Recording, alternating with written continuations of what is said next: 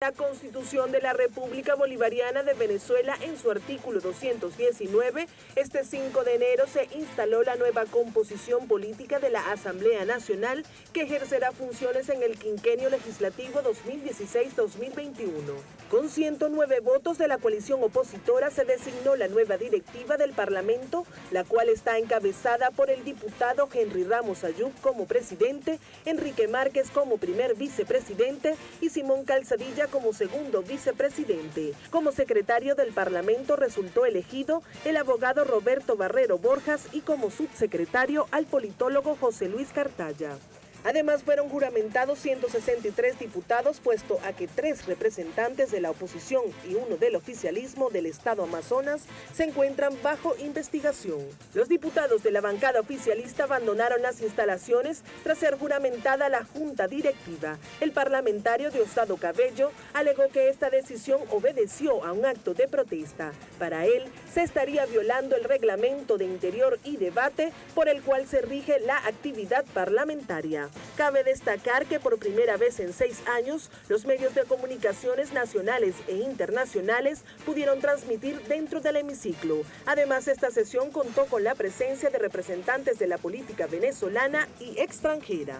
Desde tempranas horas de la mañana, seguidores tanto del gobierno nacional como de la Mesa de la Unidad Democrática acompañaron a los diputados para el acto de juramentación. Efectivos de la Guardia Nacional Bolivariana estuvieron resguardando las adyacencias del hemiciclo con el propósito de evitar cualquier irregularidad.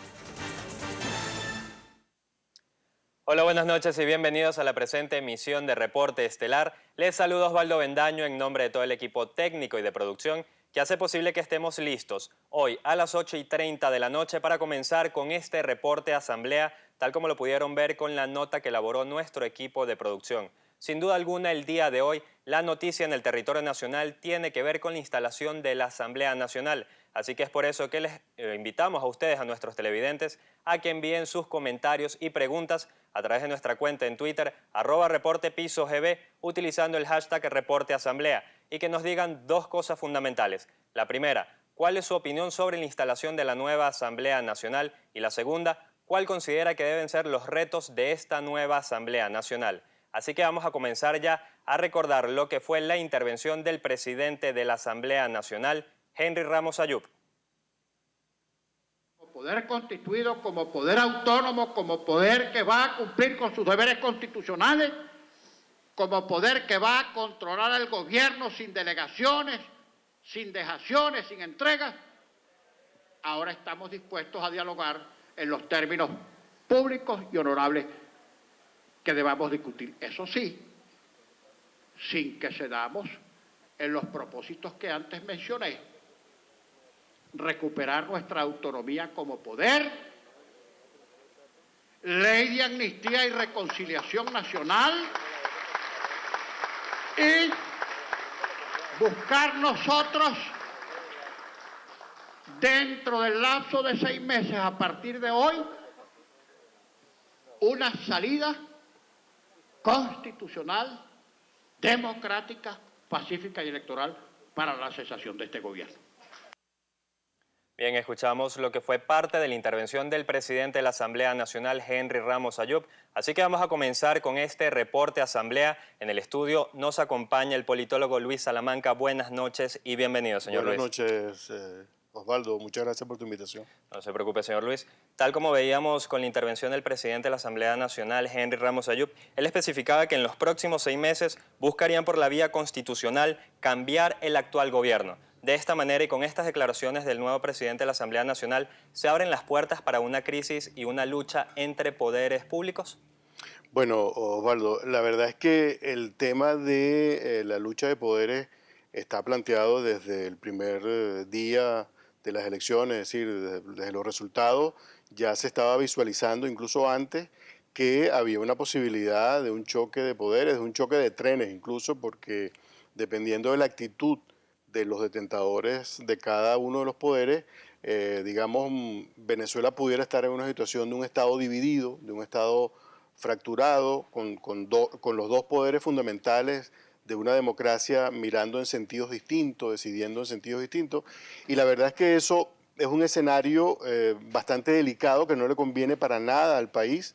Un país que se encuentra en una situación económica y social muy delicada requiere funcionar tal como lo establece la Constitución. La Constitución es muy clara cuando señala que los poderes públicos en Venezuela tienen que colaborar entre ellos, cumpliendo cada uno con su función específica, tienen que colaborar entre ellos. Y esa colaboración se expresa de diversas maneras en el cumplimiento de las funciones de cada quien. Por ejemplo, es cierto que la Asamblea Nacional requiere de la colaboración de los demás poderes, pero los demás poderes también requieren la colaboración de la Asamblea, especialmente el Ejecutivo.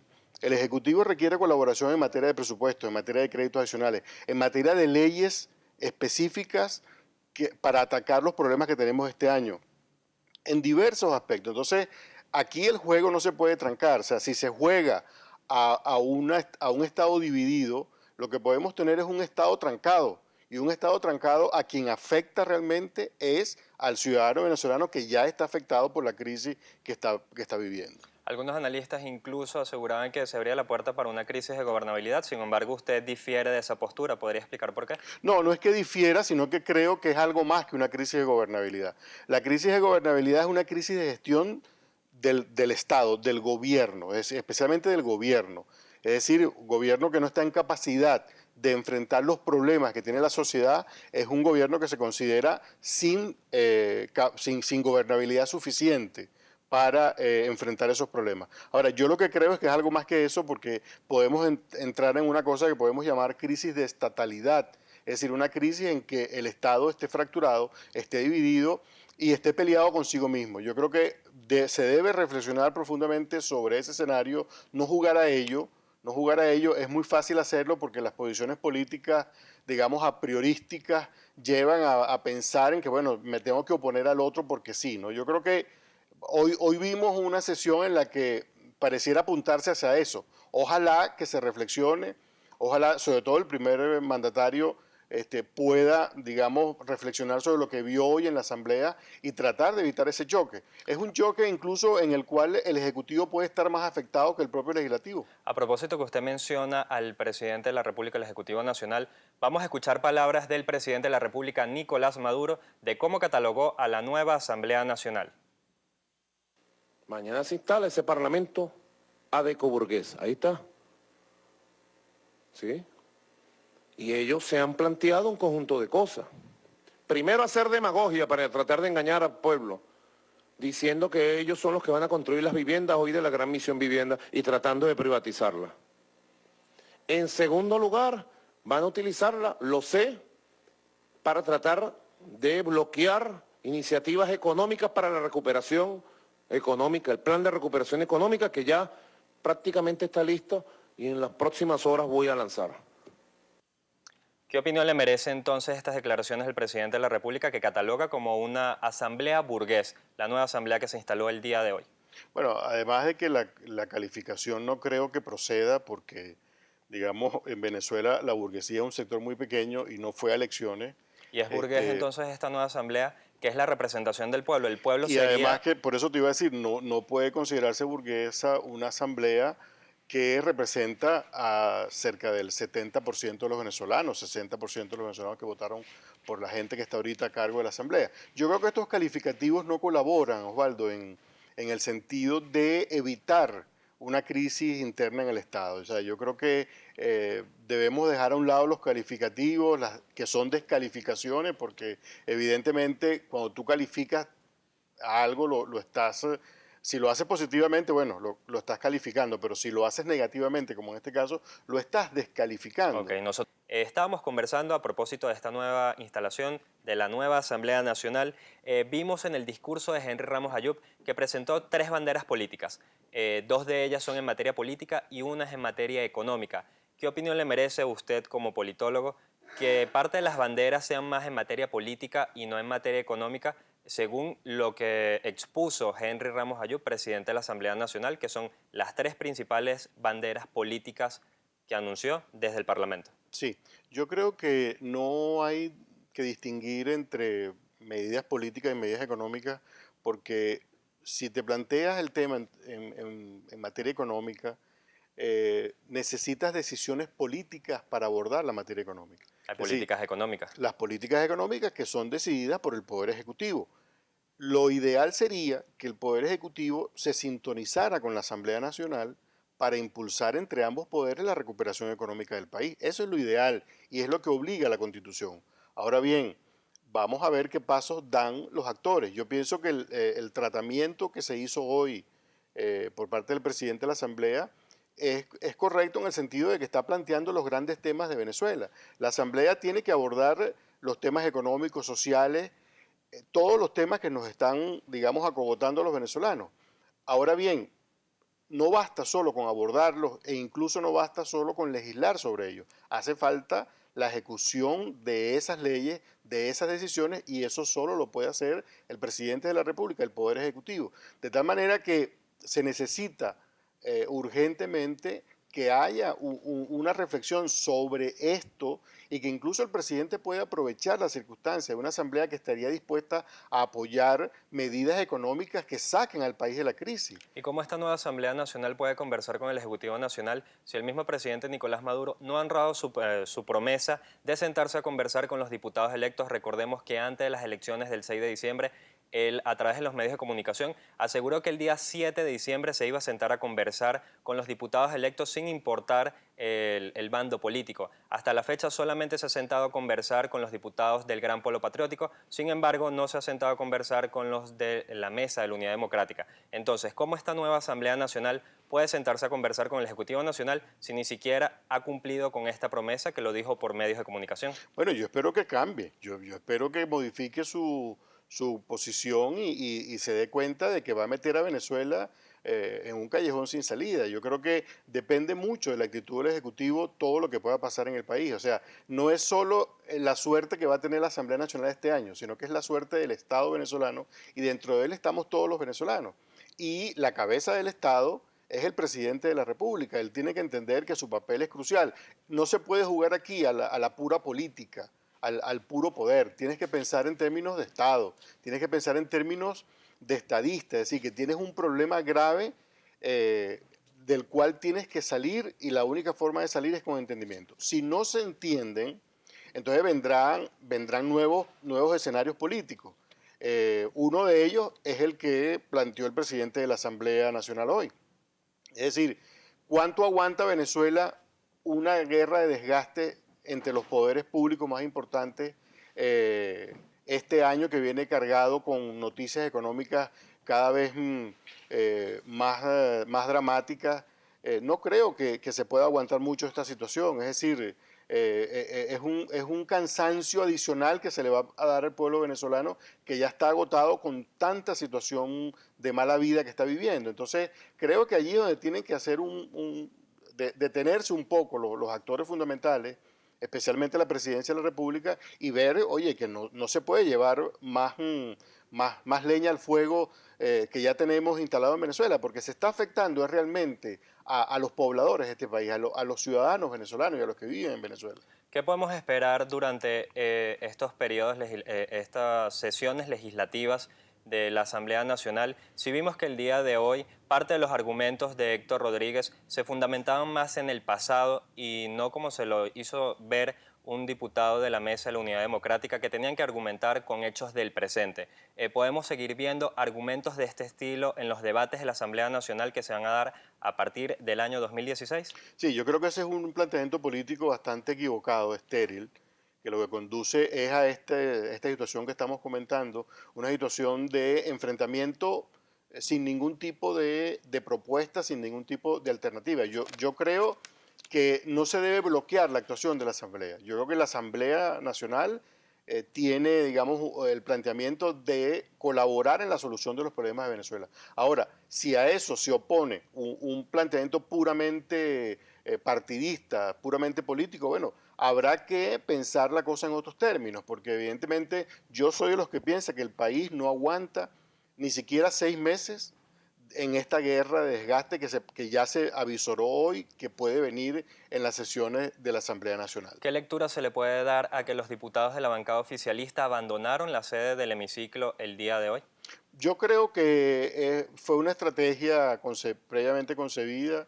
en el sentido de, bueno, no querer oír a Ramos Alup, no querer estar allí hasta el final para enterarse de todo lo que iban a plantear y sobre todo aguantar el discurso, las palabras del presidente de la Asamblea. ¿Deshonran el compromiso que adquirieron con los venezolanos que votaron por ellos? Bueno, es que aquí se está jugando mucho al manejo político, tú sabes, calculador, de bueno, vamos a generar situaciones para entonces no estar en la Asamblea. Por ejemplo, hoy, ¿por qué se salieron? Yo no terminé de entender por qué se salieron. Porque si era por verificación de quórum, era obvio que ya había 109 diputados de la oposición y efectivamente, o sea, ponerse a contarlo era como medio innecesario, ¿no? De tal manera que lo que se mostró hoy digamos, el primer capítulo de lo que puede ser una novela, digamos, que tenga a los venezolanos con los nervios de punta, que los venezolanos empiecen a ver eso como un espectáculo detestable, y eso no le conviene ni al gobierno ni le conviene a la oposición. Propuesta legislativa de la nueva Asamblea Nacional. A su juicio, ¿qué opinión le merece esta nueva propuesta de leyes que presentó la Mesa de la Unidad Democrática? Bueno, creo que, digamos, se corresponde con lo que habían ofrecido en la campaña. La primera, la ley de amnistía, que es casi un símbolo de la oposición en el sentido de que tiene muchos presos políticos y ha habido mucha persecución política y quiere detener eso, ¿no? Y luego las propuestas sobre darle la propiedad a las personas que tienen una vivienda de misiones me parece sumamente importante, y la de la producción es vital. Yo creo que esa ley debe ser atendida por el Poder Ejecutivo y debe buscarse la manera de que esa ley pueda ser promulgada, sancionada por la Asamblea y promulgada por el presidente. Ahora, hay un tema que quedó allí, que tú me lo planteaste hace un momento, en el sentido de si la Asamblea le corresponde plantear el cambio del presidente o no. No, la Asamblea no tiene esa potestad de proponer el cambio del presidente de la República. Lo que sí tiene el grupo político que dirige la Asamblea en este momento, sí tiene el derecho de plantearse una salida política, digamos, constitucional este año, ¿no? Y creo que eso puede estar sintonizando con las aspiraciones que mostró el ciudadano venezolano el 6 de diciembre. El ciudadano venezolano, ¿por qué votó? Votó porque quiere salir de la situación en que se encuentra.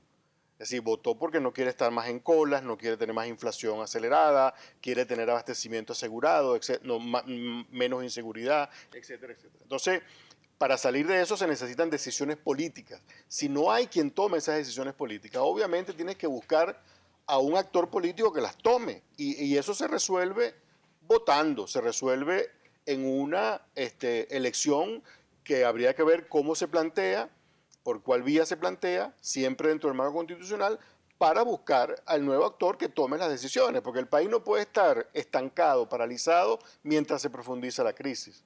¿Qué lectura se le puede dar a que extraoficialmente no lo han confirmado, pero se habla que le van a dar 3 comisiones al Partido Socialista Unido de Venezuela, según por lo que le corresponde por su participación dentro del Parlamento?